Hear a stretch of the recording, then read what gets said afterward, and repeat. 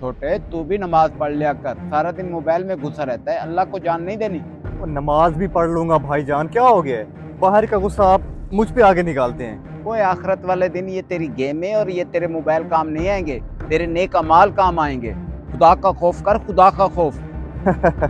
मुझे लगता है अभी भी आप मौलवी साहब का बयान सुन के आ रहे हैं, इसीलिए आपके अंदर खुदा का खौफ जिंदा हो गया ना। वो मुझे डिस्टर्ब ना करें, अभी गेम चल रही है, पढ़ लूंगा नमाज बाद में। खौफे खुदा, और यही खौफे खुदा तो मैं तेरे अंदर देखना चाहता हूँ, इसलिए बार बार तुझे मलामत करता हूँ कि चल नमाज पढ़ने चल। तू बात ही नहीं सुनता मेरी। अबे यार भाईजान, आपके लेक्चर के चक्रों में गेम हार बैठा हूँ। आप ना बंदे को जिद कर देते हैं। वो मानता हूँ नमाज पढ़नी होती है, आप इस तरह डेली मुझे परेशान तो ना करें ना। पढ़ लूंगा नमाज, आप भी पीछे लग जाते हैं।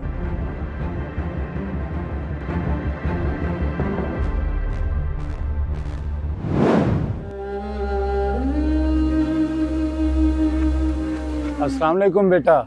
माशाल्लाह, अल्लाह ने इतना खूबसूरत बनाया है, जवान हो, अल्लाह ने हर नेमत से नवाजा है। आप मस्जिद क्यों नहीं आते नमाज पढ़ने? लो जी, अब ये भी शुरू। जी जी इमाम साहब, नमाज पढ़ने आया करूंगा। बस आपको पता है आजकल टाइम बहुत कम होता है और यूनिवर्सिटी की क्लासेस है ना, पेपर्स भी आने वाले हैं, कैसे आऊँ नमाज पढ़ने? बेटा, ये सब दुनियावी चीज़ें हैं, यहीं रह जाएंगी।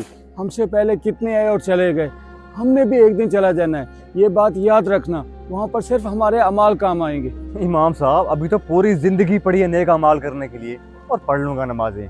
आप माशाल्लाह नेक है ना, आप मेरे लिए दुआ किया करें, मेरे पेपर्स आने वाले हैं, दुआ करें मैं टॉप करूं यूनिवर्सिटी में। हाँ हाँ, क्यों नहीं बेटा, मेरी दुआ है कि आप यूनिवर्सिटी के पेपरों में भी टॉप करो, लेकिन इसके साथ साथ आखिरत की तैयारी भी साथ जारी रखो।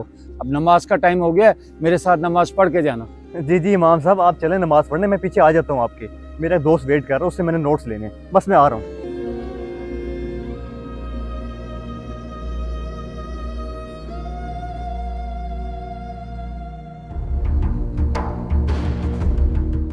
इमरान भाई, मुझे तो बड़े भाई ने जलील करके रख दिए यार। 2-4 नमाजें क्या पढ़ ली है, मेरा जीना मुश्किल कर दिए। हर टाइम बस एक ही बात करते हैं, जाके नमाज पढ़ो नमाज पढ़ो। ओ भाई, मुझे पता है कि यार नमाज पढ़ना अच्छी बात है, लेकिन किसी को इतना तो तंग ना करो ना। यार मुझे भी तेरे भाई पे बड़ा गुस्सा आता है, 4 बंदों में भी बातें सुना देते हैं। तेरी जगह मेरा ऐसा भाई होता ना, मैं 1 मिनट भी घर ना रहता। यार मैं अब घर तो नहीं छोड़ सकता ना, मजबूरी है मेरी। जब से भाई ने रिटायरमेंट लिया ना, तब से सिर्फ घर ही बैठा हुआ है और हमेशा नमाज की तलकीन करता रहता है। ओ भाई, और भी काम होते हैं, अब सारे काम छोड़ दूं क्या? ओ हाँ भाई, सही कह रहा तू।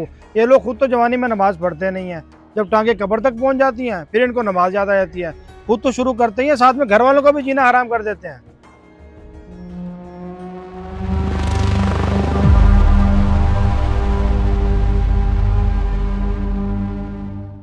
तो बेटा खैर तो है, इतनी जल्दी में कहाँ जा रहे हो? कहीं वो तुम्हारा बॉक्सिंग का मैच तो नहीं? इमाम साहब दफा करें बॉक्सिंग को, मैं तो नमाज पढ़ने के लिए जा रहा था। आपने सही कहा था, मुझे नमाज हम पे फर्ज है और सबको पढ़नी चाहिए। चलो ये तो अच्छा हुआ आप नमाज पढ़ने जा रहे हो, मुझे बहुत खुशी हुई। लेकिन अचानक आपका ईमान कैसे जाग गया? आप तो मस्जिद में नमाज पढ़ने आते ही नहीं थे। जी इमाम साहब, मुझे तो अपने आप पे पछतावा हो रहा है कि मैं नमाज क्यों नहीं पढ़ता था, लेकिन अब मुझे समझ आ गई है। अब मैं रेगुलर नमाज पढ़ूंगा। अब आप 5 वक्त मुझे मस्जिद में देखेंगे। चलो ये तो अच्छी बात है, सुबह का भूला अगर शाम को घर वापस आ जाए तो उसे भूला नहीं कहते। और चलें नमाज पढ़ने, इकट्ठे नमाज पढ़ते हैं।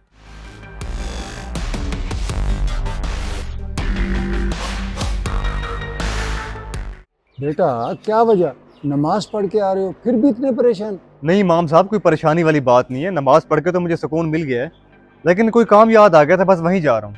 बेटा मैं आपकी परेशानी की वजह जान गया हूँ, आपका भाई मेरे पास आया था। इमाम साहब मेरा छोटा भाई है, अपने दुनियावी काम सारे अच्छे तरीके से कर रहे हैं, लेकिन मैं उसे नमाज के लिए कहता हूँ, वो मेरी बात नहीं समझ रहा। जी जी, मैंने भी आपके छोटे भाई को कई दफ़ा समझाने की कोशिश की है, लेकिन वो इतना मसरूफ़ है कि उसके पास वक्त ही नहीं है। वो तो जुम्मे की नमाज भी बड़ी मुश्किल से पढ़ने आता है। मैं तो थक गया हूँ उसे समझा समझा के, ज़्यादा समझाता हूँ तो मुझे ही बुरा भला कहने शुरू कर देता है। अगर वो दुनिया में इतना ही घिरा पड़ा है तो उसका एक इलाज है मेरे पास। उसे कहो कि मौलवी साहब ने ऐलान किया है, जो भी मस्जिद में नमाज अदा करने आएगा उसको नमाज अदा करने के बाद 1000 रुपये मिलेगा। ये मशवरा आपने सही दिया है। 1000 रुपये का सुन के वो जरूर आ गया नमाज पढ़ने, और वैसे भी पैसा किसको प्यारा नहीं होता।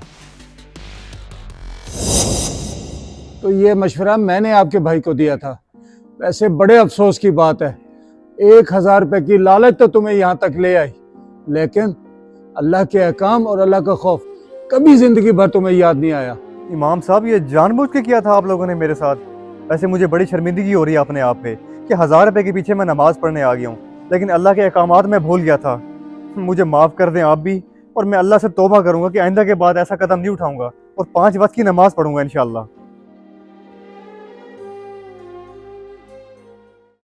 अरे वाह जमशेद बेटा, माशाल्लाह आज तो टोपी पहनी हुई है। नमाज पढ़ने जा रहे हो क्या?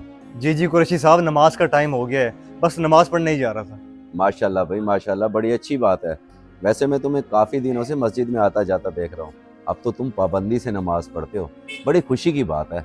जी कुरैशी साहब, मुझे एहसास हो गया कि हमारा इस दुनिया में मकसद आने का सिर्फ अल्लाह की इबादत करना है, लेकिन हम दुनिया की रंगीनियों में इतना मगन हो जाते हैं कि हमें पता नहीं होता कि हम क्या कर रहे हैं।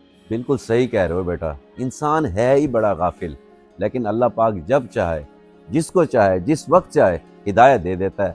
अल्लाह का शुक्र है कि मुझे भी अल्लाह ने हिदायत दे दी है और मैंने नमाज की पाबंदी शुरू कर दी है। आइए चलें, आप भी साथ चलें नमाज पढ़ने। नहीं बेटा, आप जाओ नमाज पढ़ने, मैं वो गली के कोने पे सामने वाली जो मस्जिद है ना, वहाँ पे नमाज पढ़ता हूँ। जज़ाकल्लाह।